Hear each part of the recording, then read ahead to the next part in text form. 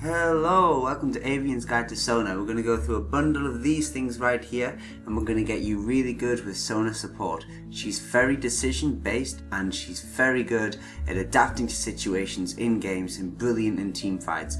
Sona's passive is Power Chord. After 3 abilities, the Power Chord will be ready to cast. It will deal additional bonus magic damage and an effect depending on the last ability used to the enemy champion it hits. If the ability was Hymn of Valor, it will deal additional bonus magic damage. If the ability was Area of Perseverance, it will reduce the target's damage output by 20% for 3 seconds. If you use Song of Celerity, which is Sona's E, it will slow the target's movement speed for 2 seconds. The way Sona's abilities work is by granting different auras to allies depending on which aura is activated. Now Hymn of Valor, which is Sona's Q, gives allies additional attack damage and ability power when it's active. This is fantastic keeping it on in the bot lane because it helps your AD last hit. When it's cast, it also fires out 2 bolts. It does prioritize enemy champions. You can see on the screen now how it's working. Sona's Area of Perseverance, her heal or her W, gives allies additional bonus armor and magic resistance. This is great for when your allies are about to take damage and you can give them that little bit of extra armor, and fantastic for sustaining. Sona's E, Song of Celerity, gives all allies additional movement speed, which is fantastic for escaping or catching allies up. Overall, fantastic mobility. Sona's ultimate is Crescendo. It's fantastic for team fights and you should really take your time to try and aim and wait to get as many of the enemy team as in possible, or to protect your carries very well. It deals a little bit of magic damage and stuns everybody that gets hit by it for 1.5 seconds. They even get to dance. So maxing order of these skills is usually Q in lane, because it lets my AD have extra attack damage to last hit. However, if you are losing your lane, you can max W first. This is why Sona is very decision based. If you need the sustain, take the heal. If you want the damage, take the Q. Usually I find Q, W and then E, and always take a point in R when I can. The runes I usually take are ×9 armor marks, ×9 armor seals, and a variation. This is up to you. I personally take ×9 ability power per level, but you can take base magic resistance or magic resistance per level, or a combination of them all. For quintessences, I always run ×3 gold per 10. The masteries that I run the majority of the time are 0, 13, 17. This makes me better at trading in the lane. So I'm more tankier, I have an extra pot, an extra ward, and it's less recalls. However, your positioning is always crucial, and because you think you're tankier, you might commit to fights that you don't need to. The other pair of masteries that I run is the passive lane masteries, 0, 9, 21. It's extra gold, an extra ward and pot, better mobility and reduced cooldowns. However, you're more squishy this time, so positioning's more important. So the best partners for Sona from experience has been Draven, Misfortune, Corki and Twip. After that, I would say that Caitlyn and Ezreal are quite good partners.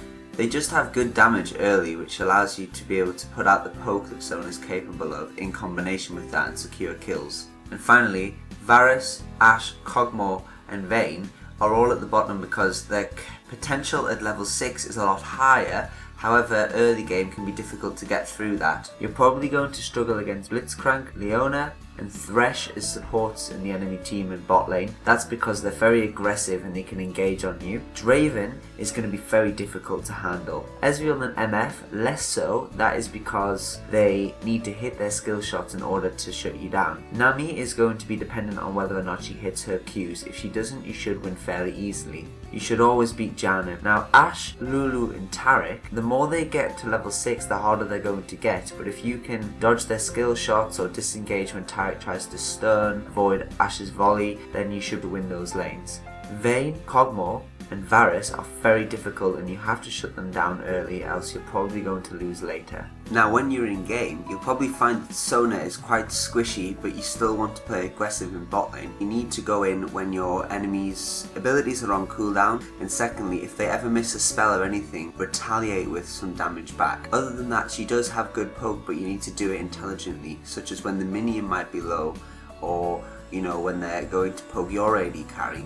It's only because Sona is quite squishy and you have a potential to take a lot of damage when you go and try and poke.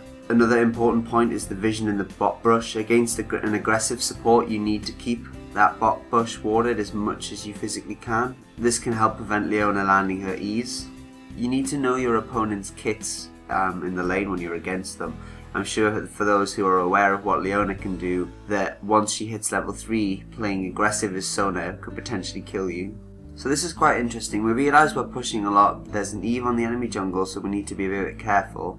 And then Leona tries to engage out of nothing, so we sort of sense there's a gank coming, then Eve turns up. Fortunately, we don't have to blow many summoners, and I'm able to keep putting out damage back to them, just as safe as I can, because everything that they have is on cooldown.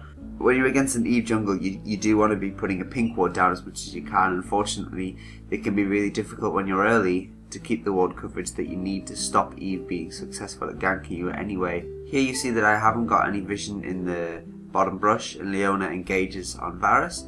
I put a heal down straight away and just retaliate with the Q, and obviously having that power cord. A really big tip is to keep the power cord up whenever you can.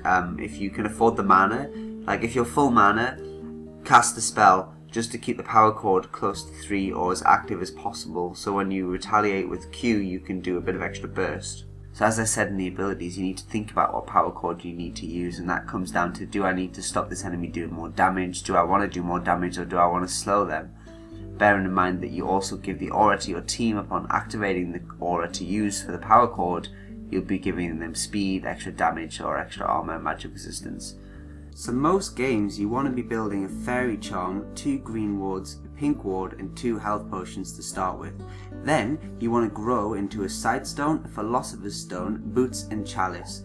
Later on you might want to consider getting a Kaja's lucky pick if your game's going really well. Late game you want to be building into the boots of Ludicity or Mercury treads. You want to get a Mickle's crucible and finish your sightstone to get a ruby sightstone. For the 5th and 6th slots you can see that you could get Aegis, Runic Bulwark, Abyssal Scepter, Athene's Chevalier's Vereri and Will of the Ancients. When you come back to lane with level 6 you've got an ultimate which is fantastic for saving your AD carry, or when the enemy engages, responding and returning the fight, or even catching them with it. But you can only fight when you know it's safe to do so, i.e. when their mid lane isn't ganking you and when their jungler isn't ganking you. Bearing in mind that there's a stealth jungler, I put a pink ward on the tri-bush there, which makes us a little bit more safer against Eve. Leona could ult us from her brush, so I'm staying around on the same level as Varus, and I'm just trying to have as much presence as I can physically give in the lane, despite it being one of those that I want to be very careful, because if I get engaged on, I'll die. Notice now that she misses her E, so me and Varus are trying to get a little bit more aggressive, trying to push up a little bit,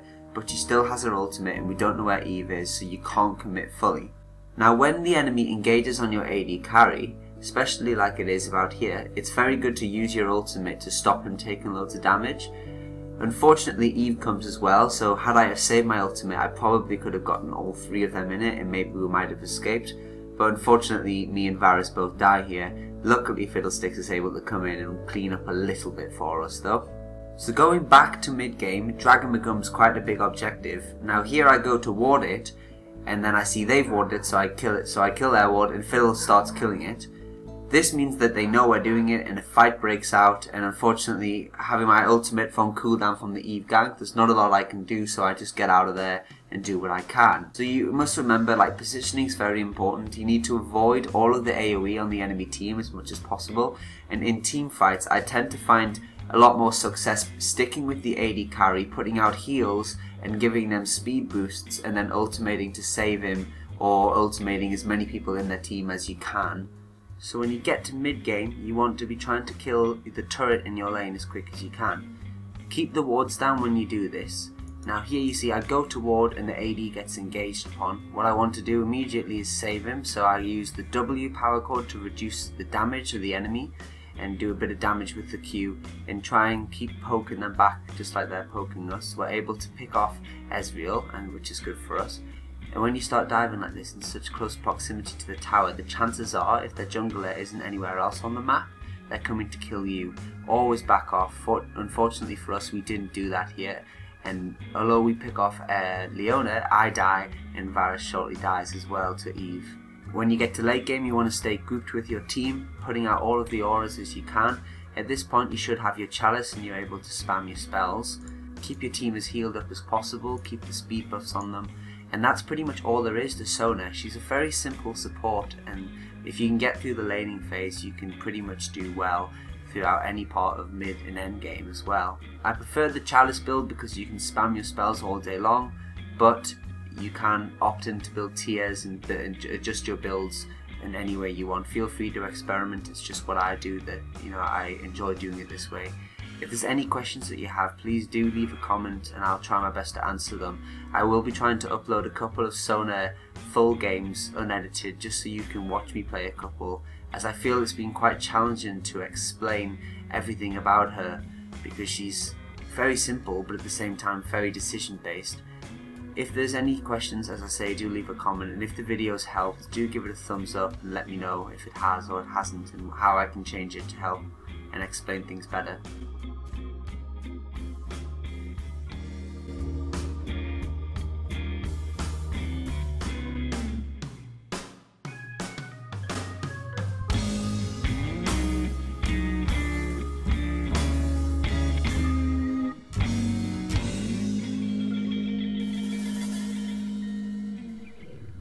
Sona's passive is Power Chord. Every 3 spells